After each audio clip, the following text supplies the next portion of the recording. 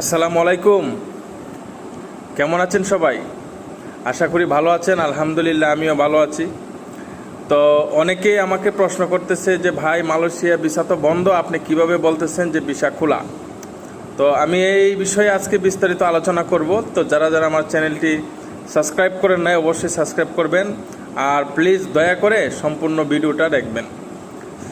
তো যাই হোক, আমি প্রথমে বলবো যে আসলে মালয়েশিয়া অল্প কয়েকটা কোম্পানি, যে কোম্পানিগুলা বাংলাদেশে বিভিন্ন রিক্রুটিং এজেন্সিকে অফার করেছে, ওই কোম্পানিগুলো আমি মূলত আজকে বলার জন্যই লাইভে আসা।